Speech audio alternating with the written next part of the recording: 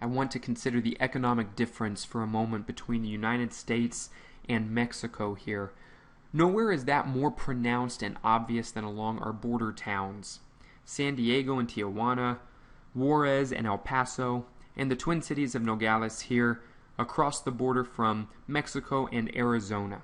The New York Review of Books begins their review of Why Nations Fail by Asimoglu and Robinson, economists and historians, with this paragraph of Nogales.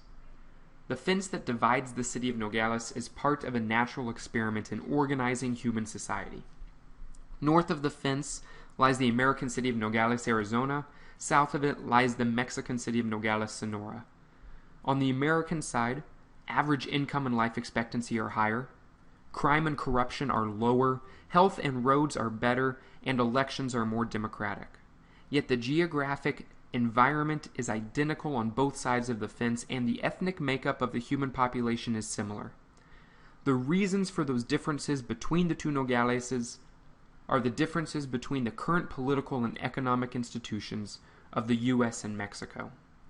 Why Nations Fail is one of the many attempts in economics to answer a critical question: why are some countries better off than others? At the heart of macroeconomics, this is the question that we try to answer, that we try to better understand. Before we explore the data here to the right, let's go and get a better feel for the differences between these nations and between regions. Here, I've gone out to the World Bank, and we're looking at the data here in Google through the Public Data Viewer, and we can see back to 1960, and we're looking at two pieces of information here, or one piece of information across these regions that is incredibly important, which is GDP per capita, and this is real GDP. So we've adjusted for inflation, we've taken the changes in prices from all these countries and goods out of the equation, and what we've also done is controlled for the growth in population. And what we're saying is, now let's compare GDP, which we know to be output or income for the country. And we want to compare the differences between these, because this is really one of the best measurements that we have to describe how is one country doing compared with another country. It's not the best, it's not the only way, but it is one of the best ways that we can measure the differences between countries. And here you can see, regionally speaking, there's a gigantic difference between North America, where in 2012 the average individual in the region was responsible for $44,000 worth of output, or had an income of $44,000 per person. And you can compare that to some of these other areas, all the way down to sub-Saharan Africa, for example, which is right at $1,000 per person in output. This discrepancy is gigantic, and it goes to a lot of the issues that we have in geopolitical debates, in economic debates, but larger than that, it's trying to understand, why is that the case? If we control for inflation and prices, if we control for population changes, then why is it that individuals in Europe are so much better off than individuals in East Asia and the Pacific? Why is Latin America and Caribbean fallen so far behind North America? And we want to try to understand those a little better. I'm going to switch over here to this, and this is the exact same chart, the exact same measurement, but here I've highlighted in on 10 individual countries, and I've done this for a reason, because we're seeing some trends across these countries. First, I've got the United States here, so we can see that over time, and this is again real GDP, so it's adjusted for inflation. We're looking at this in 2,000 US dollars. And what I want to first look at is Japan. We can see that catch-up growth for Japan, almost equaling the output per person as the United States in 1990 and 1991, but then the growth rate falls off. The United States continues to grow, particularly through the 1990s and 2000s, as we have the effects of the internet and the kind of the later effects of some of the financial gains that we were having across countries. But Japan did not see that growth. We can see France here, and we can see Singapore here. And one of the reasons that I want to highlight in on Singapore is because we can see in 1960 it was at very low levels of output per person, and yet it grew to an extreme amount, right? It's right there, almost equal to France. And what we want to do is try to understand, why is that the difference? Why did that happen to Singapore? Why did that to a lesser degree happen to Korea, but for example, not to Mexico? As we can see, Mexico over time there has been growth, but it is much less than the United States. at $8,500 per person in output, compared with the United States, which was $44,000, $45,000. Why does that difference exist, and how can we better understand it? We can see the difference here with Brazil as well. And then when we get into China and India, what do we have? We know that we've got very large populations. In China, we're seeing big growth.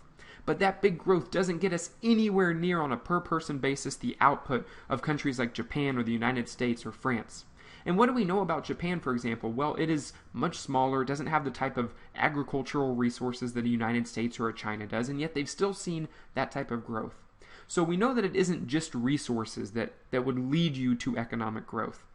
Also, we know, obviously, that larger populations wouldn't necessarily do that. We're looking at this on a per-person basis, but just having a larger population alone doesn't necessarily get you a higher rate of growth or a higher GDP per capita, obviously, because we're controlling for the population.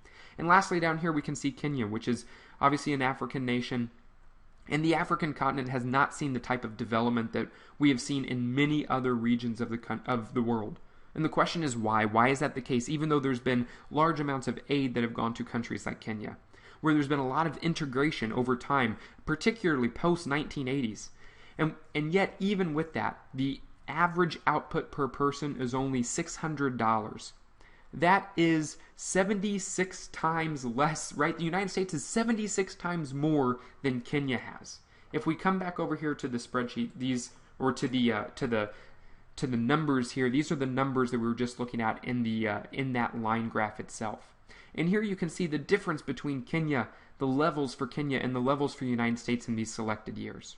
Down here, I've got the annualized growth rate, which is really just taking these years and it's controlling for the number of years in question. There's 26 years between 1960 and 1986, and 1986 and 2012. And what we've done is said, well, what is the annual growth rate that would get us in the United States from $15,569 to $30,080 per person in output? That would be 2.6% year-over-year growth for 26 years. And here you can see some of those comparative during that time for these countries. You can see countries that were much larger than the United States as far as growth. Japan was growing much larger, just like we were talking about. Singapore, South Korea, Brazil, and China. And then 1986 to 2012, you can see those growth rates and they change. We still see some catch-up growth in China. Countries that are smaller than the United States in per capita GDP, in real per capita GDP, but that we can understand are continuing to grow, that are investing and are starting to find that type of catch-up. They're still a long ways off from the levels that we are at in the United States, and yet they are continuing to see faster growth. And we want to better understand, why are some countries seeing growth, like China, at 9% per year, which is incredibly high. I mean, just absolutely incredibly high. Whereas France or Japan, which was previously growing very quickly, has fallen off. Or a country like Kenya, where they never really saw that type of explosive growth that countries like India have seen to a smaller extent, that China has definitely seen over a large period of time, and that Singapore and South Korea have seen as well. What we're going to try to do is better understand what's going on in these nations, what's going on across these countries, and think through a few different models that might help us understand what are the inputs or what are the things that can be changed that might lead towards economic growth.